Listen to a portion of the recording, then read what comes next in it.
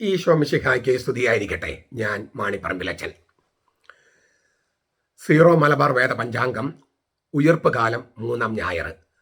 യോഹന്നാന്റെ സുവിശേഷം 21-ാം അധ്യായം 15 മുതൽ 19 വരെയുള്ള തിരുവചനങ്ങൾ.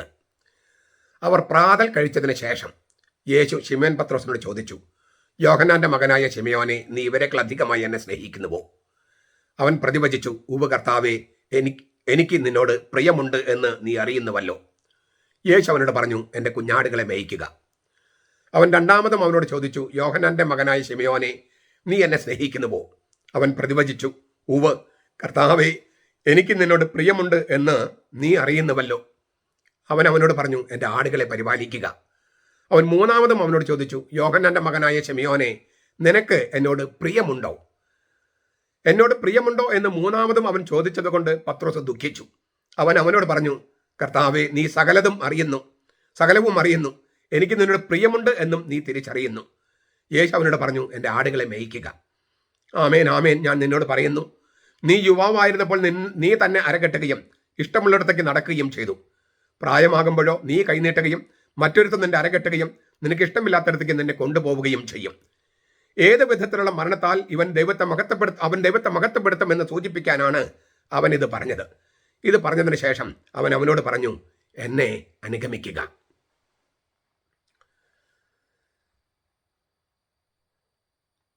പല പല തട്ടുകളിൽ വായിച്ചെടുക്കാവുന്ന ഒരുപാട് പൊരുളുകളുടെ അടരുകളുള്ള ഒരു തിരുവചന ഭാഗമാണ്. ഞാനൊരു തട്ടിലുള്ള വ്യാഖ്യാനം മാത്രമാണ് ഇപ്പോൾ പറയുന്നത്. കൂടുതൽ അറിയാൻ താല്പര്യമുള്ളവരുണ്ടെങ്കിൽ നിങ്ങൾക്ക് തോമായുടെ സിംഹാസനം എന്ന് പറഞ്ഞിട്ട് എൻ്റെ ഒരു പുസ്തകമുണ്ട്. അതിനകത്ത് എന്തുകൊണ്ടാണ് ഈ ഒരു സംഭവം, ഏതർത്ഥത്തിലാണ് സഭകളുടെ കൂട്ടായ്മ എന്നുള്ള ആ അർത്ഥത്തിൽ യോഹന്നാന്റെ സഭ എങ്ങനെയാണ് ഇതിനെ കണ്ടതെന്നൊക്കെ അതിനകത്ത് വ്യാഖ്യാനിച്ചിട്ടുണ്ട്. യോഹന്നാന്റെ മകനായ ശിമയോനെ, യേശുവിന് 3 ചോദ്യങ്ങളിലും ഇത് ആവർത്തിക്കുന്നുണ്ട്. ഒരു സ്വകാര്യ സംഭാഷണമല്ല, വളരെ ഔദ്യോഗികവും ഗാംഭീര്യം നിറഞ്ഞതുമായ സംഭവമാണ് ഇവിടെ നടക്കുന്നത് എന്നാണ് അതുകൊണ്ട് സൂചിപ്പിക്കുന്നത്. അതുകൊണ്ടാണ് അപ്പൻ്റെ പേരും മകൻ്റെ പേരും എല്ലാം ചേർത്ത് വിളിക്കുന്നത്. ഇവരെക്കാൾ അധികമായി, യോഹന്നാന്റെ മകനായ ശിമയോനെ, നീ ഇവരെക്കാൾ അധികമായി എന്നെ സ്നേഹിക്കുന്നുവോ? അങ്ങനെയാണ് ചോദിക്കുന്നത്. എന്നെ സ്നേഹിക്കുന്നുവോ? ഇവരെക്കാൾ അധികമായി. എന്തുകൊണ്ടാണ് ഇവരെക്കാൾ അധികമായും ചോദിച്ചത്? മറ്റെല്ലാ ശിഷ്യന്മാരും യേശുവിനെ ഉപേക്ഷിച്ചാലും താൻ യേശുവിനെ ഉപേക്ഷിക്കുകയില്ലെന്ന് വാക്ക് കൊടുത്ത ആളാണ് പത്രോസ്. മത്തായി 26:33. അതിനാൽ അവരെക്കാൾ ഗൗരവതരമായ വിധത്തിൽ വീണു പോയിട്ടുണ്ട് പത്രോസ്. അവരെക്കാൾ കൂടുതൽ സ്നേഹിക്കുന്നു എന്ന് പരസ്യമായി പത്രോസ് പ്രഖ്യാപിക്കണം. ഇവരെക്കാൾ അധികമായി എന്ന ഈ പ്രയോഗം, പദസന്ധി ആദ്യത്തെ ചോദ്യത്തിൽ മാത്രമേ ഉള്ളൂ. ഇവയേക്കാൾ അധികമായി എന്നും അർത്ഥമാകാം എന്നൊരു വ്യാഖ്യാനമുണ്ട്. അങ്ങനെയെങ്കിൽ ഈ അധ്യായം തുടങ്ങുന്നത് ഞാൻ മീൻ പിടിക്കാൻ പോകുന്നു എന്ന് പത്രോസിന്റെ ഒരു തീരുമാനവുമായിട്ട് ബന്ധപ്പെടുത്തിയാണ്. 21-ാം അധ്യായം 1-2 വാക്യങ്ങൾ നോക്കിയാൽ ഞാൻ മീൻ പിടിക്കാൻ പോകുന്നു. അപ്പോൾ മീൻ പിടിക്കാൻ പോവുക, തൻ്റെ പഴയ ജീവിതത്തിലേക്ക് തിരിച്ചു പോകുകയാണ്. അപ്പോൾ പത്രോസിന്റെ തീരുമാനത്തിന് ബന്ധപ്പെടുത്തിയാണെങ്കിൽ നീ ഈ മത്സ്യങ്ങളെക്കാൾ നിനക്ക് എന്നോട് സ്നേഹമുണ്ടോ പ്രിയമുണ്ടോ എന്നർത്ഥം. ഇവയേക്കാൾ അധികമായിട്ട് മീൻപിടുത്തമാണല്ലോ നീ ഇപ്പം ഏർപ്പെട്ടിരിക്കുന്നത്. ഈ മീൻപിടുത്തമാണോ, നിന്റെ ജോലിയാണോ, നിന്റെ മത്സ്യമാണോ, അതാണോ നിനക്ക് പ്രാമുഖ്യം, അതോ ഞാനാണോ? ഇത് നമ്മളോട് ഓരോരുത്തരും ചോദിക്കുന്ന ചോദ്യമാണ്. ഇവയേക്കാൾ അധികമായി നീ എന്നെ സ്നേഹിക്കുന്നുവോ? മാത്രമല്ല, തൊട്ടു മുമ്പ് പത്രോസ് വലിയ മത്സ്യങ്ങൾ നിറഞ്ഞ വല ഇങ്ങനെ വലിച്ച് കയറ്റുന്നുണ്ട്. അപ്പോൾ മീൻ പിടിക്കാൻ പോകുന്നു, വലിയ മത്സ്യങ്ങൾ കിട്ടി. അപ്പോൾ ഇനിയിപ്പം അതാണോ നിനക്ക് താല്പര്യം, അതോ ഞാനാണോ? അതിനുത്തരം പറയണം. ഇവയേക്കാൾ അധികമായി അല്ലെങ്കിൽ ഇവരെക്കാൾ അധികമായി നീ എന്നെ സ്നേഹിക്കുന്നുവോ? ഗ്രീക്ക് വാക്ക് അഗാപ്പാവുവോ എന്നാണ്. അതിൽ നിന്നാണ് അഗാപ്പ എന്ന വാക്കുണ്ടാവുന്നത്. അത് ആ വാക്കെന്ന് പറയുന്നത് ഗ്രീക്കിൽ 4 വാക്കുകളുണ്ട് സ്നേഹത്തെ സൂചിപ്പിക്കാൻ. സ്റ്റോർഗെ എന്ന് പറഞ്ഞാൽ മാതാപിതാക്കളും മക്കളും നമ്മൾ സ്നേഹം. ഫീലോസ് എന്ന് പറഞ്ഞാൽ സ്നേഹിതന്മാർ തമ്മിൽ സ്നേഹം. ഈറോസ് എന്ന് പറഞ്ഞാൽ ദമ്പതികൾ തമ്മിൽ സ്നേഹം. അഗാപ്പ എന്ന് പറഞ്ഞാൽ ദൈവത്തിൻ്റെ അളവറ്റ സ്നേഹം, അതിരുകളില്ലാത്ത അളവുകളില്ലാത്ത സ്നേഹം, താഴോട്ട് വന്ന് ഏതറ്റം വരെയും പോകുന്ന സ്നേഹം, അതാണ് അഗാപ്പെ. അപ്പോൾ അഗാപ്പാവു എന്ന് പറഞ്ഞാൽ നിശ്ചയിച്ചുറപ്പിച്ച സ്നേഹം, എ വില്ലിംഗ് ലവ് എന്നൊക്കെയാണ് അതിൻ്റെ അർത്ഥം. അല്ലെങ്കിൽ ഉടമ്പടി സ്നേഹം, ഒരു കാരണവശാലും ലംഘിക്കുകയില്ല എന്ന് പറയുന്ന ഒരു ഉടമ്പടി സ്നേഹം, കവനന്റ് ലവ്. അല്ലെങ്കിൽ ഡിവൈൻ ലവ്, ദൈവിക സ്നേഹം, ദിവ്യമായ സ്നേഹം, ഇങ്ങനെയൊക്കെ ഈ അഗാപ്പാവോ എന്ന വാക്കിന് അർത്ഥമുണ്ട്. അപ്പോൾ യേശുവിൻ്റെ ആദ്യത്തെ ചോദ്യത്തിന് ഉത്തരം നൽകാൻ ആർക്കും എളുപ്പമല്ല. ദിവ്യമായ സ്നേഹത്താൽ, ദൈവികമായ സ്നേഹത്താൽ ഇവരെക്കാൾ അധികം നീ എന്നെ സ്നേഹിക്കുന്നുവോ എന്ന് നമ്മളോട് ചോദിച്ചാൽ നമുക്ക് ആർക്കെങ്കിലും ഉത്തരം പറയാൻ പറ്റുമോ? ഉത്തരം പറയാൻ പറ്റില്ല. പത്രോസിനും പറ്റില്ല. മറ്റുള്ളവരെക്കാൾ അധികമായി ദിവ്യസ്നേഹത്താൽ യേശുവിനെ സ്നേഹിക്കുന്നുവെന്ന് നമുക്കെങ്ങനെ ഉറപ്പിക്കാൻ പറ്റും? നമുക്കെങ്ങനെ പറയാൻ പറ്റും? നിനക്ക് എന്നിൽ വിശ്വാസമുണ്ടോ എന്നല്ല ചോദിച്ചത്, നീ എന്നെ സ്നേഹിക്കുന്നുണ്ടോ എന്നാണ്. യേശുവിനോടുള്ള ഈ സ്നേഹമാണ് അവൻ്റെ ആട്ടിൻ തൊഴുത്തിലേക്ക് കടക്കാനുള്ള വാതില്. യേശുവിനോടുള്ള ഈ സ്നേഹം ഇല്ലെങ്കിൽ പിൻവാതിലൂടെ കടക്കുന്നുവെന്നാണ് പറഞ്ഞത്. അത് കവർച്ചക്കാരെന്നും പറഞ്ഞിട്ടുണ്ട് യോഹന്നാന്റെ സുവിശേഷം 10:7. അപ്പൊ ആട്ടിൻകൂട്ടത്തിലേക്ക് കടക്കാനുള്ള പ്രവേശന കവാടം യേശുവിനോടുള്ള സ്നേഹമാണ്. അതില്ലാത്തത് കൊണ്ടാണ് പലരും പിൻവാതിലൂടെ കയറി ഇടയന്മാരെന്ന് പറഞ്ഞ് നടക്കുന്നു. പക്ഷെ അവരാരും യേശുവിനോടുള്ള സ്നേഹം കറക്റ്റായിട്ട് ഇല്ലാത്തത് കൊണ്ടും അവന്റെ സഭയോട് സ്നേഹം ഇല്ലാത്തത് കൊണ്ടും പിൻവാതിലൂടെ കടന്ന കവർച്ചക്കാരായി നിൽക്കുന്നത്. ആട്ടിൻകുട്ടികളെ മേയ്ക്കാതെ അവർ കൊന്നു തിന്ന് നടക്കുന്ന ഇടയന്മാരായിട്ട്, അതായത് ശരിക്കും കുഞ്ഞാടുകളെ വേഷത്തിൽ വരുന്ന ചെന്നായ്ക്കളായിട്ട് നടക്കുകയാണ് പലരും. അതിന് കാരണം യേശുവിനോട് അവന്റെ സഭയോടുള്ള സ്നേഹമില്ല. അതിനാൽ നിനക്ക് എന്നെ വിശ്വാസം ഉണ്ടെന്നല്ല ചോദിച്ചത്, നീ എന്നെ സ്നേഹിക്കുന്നുവോ?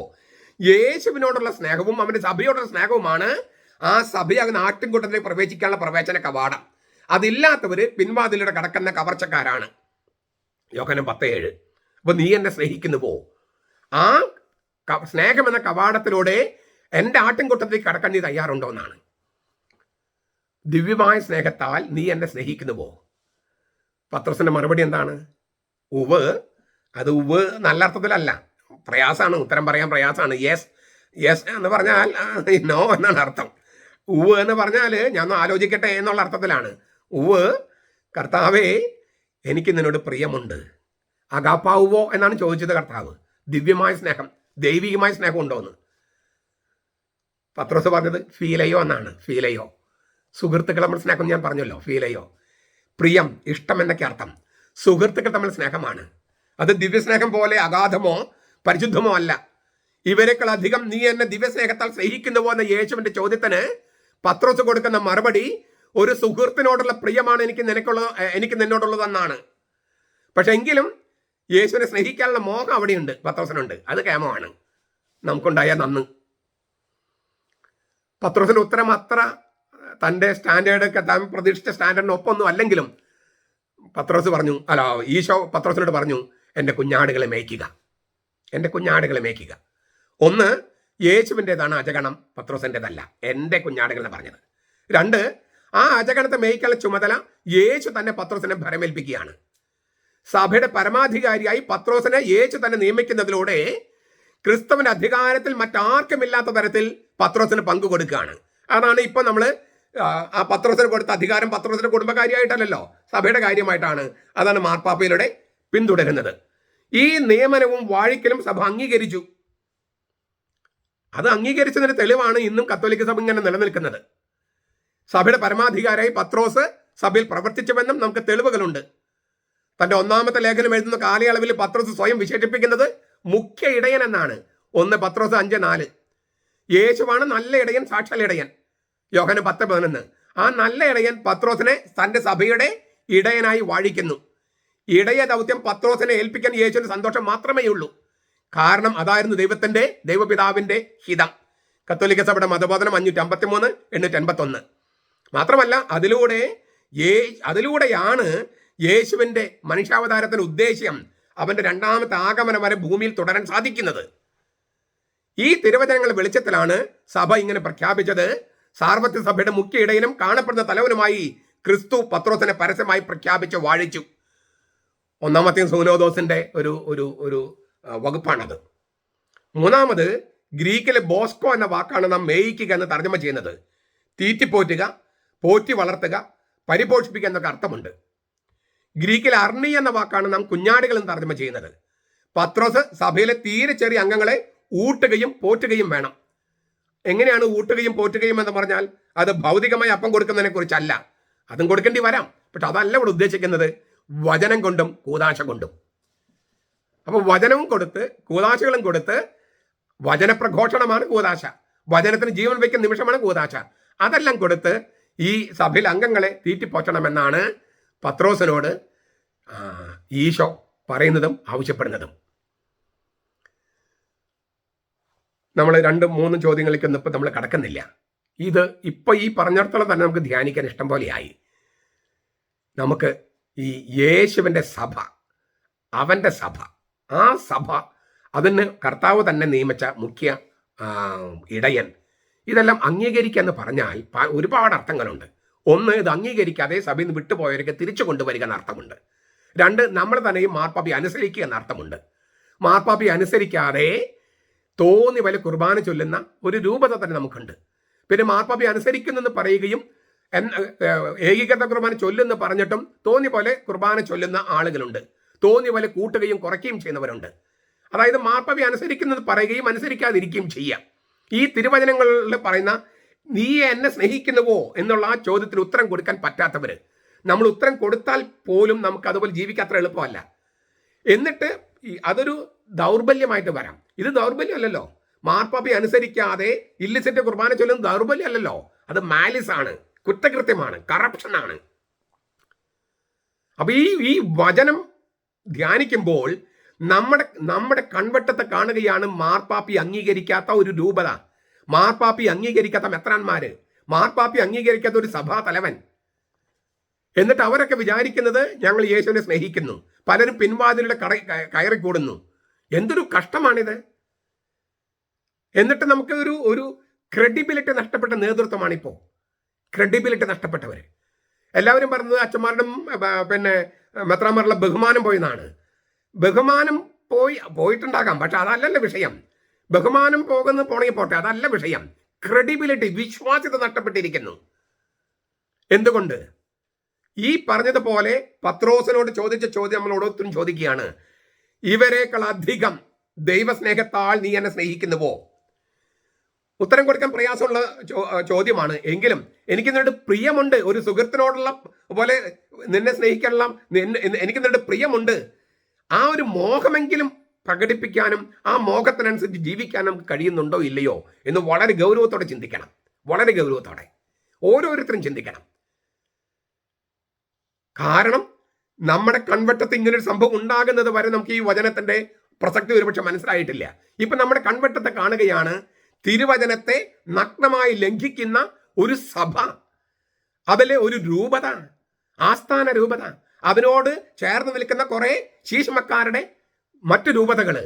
എന്നിട്ട് അതിനൊന്നും ഒരു പ്രയാസമില്ലാതെ ഇതൊക്കെ ഇങ്ങനെ നടക്കും, 10-15 കൊല്ലം ഇങ്ങനെ പോകട്ടെ എന്ന് പറഞ്ഞ് ക്രെഡിബിലിറ്റി നഷ്ടപ്പെടുത്തുന്ന ഒരു നേതൃത്വ നിര. ഇതെല്ലാം കർത്താവിൻ്റെ ഹൃദയത്തെ ആഴത്തിൽ മുറിവേൽപ്പിക്കുന്നുവെന്നാണ് എനിക്ക് തോന്നുന്നത്. അതുകൊണ്ട് കർത്താവിൻ്റെ ഈ ഇടയ ഹൃദയത്തെ മുറിവേൽപ്പിക്കുന്ന നമ്മുടെ വശത്ത് വ്യക്തിപരമായിട്ടോ സഭാത്മകമായിട്ടോ നമ്മുടെ വശത്ത് തെറ്റുണ്ടെങ്കിൽ തിരുത്താനും കർത്താവിനെ സ്നേഹിക്കാനുള്ള മോഹമെങ്കിലും നമ്മുടെ ഉള്ളിൽ കൊണ്ടു നടക്കാനും നമുക്ക് സാധിക്കട്ടെ, കഴിയട്ടെ. നമ്മുടെ കർത്താവ് ഈശോ മിശിഹായുടെ കൃപയും പിതാവായ ദൈവത്തിന്റെ സ്നേഹവും പരിശുദ്ധാത്മാവിന്റെ സഹവാസവും നാം എല്ലാവരോടും കൂടി ഉണ്ടായിരിക്കട്ടെ, ഇപ്പോഴും എപ്പോഴും എന്നേക്കും. ആമേൻ.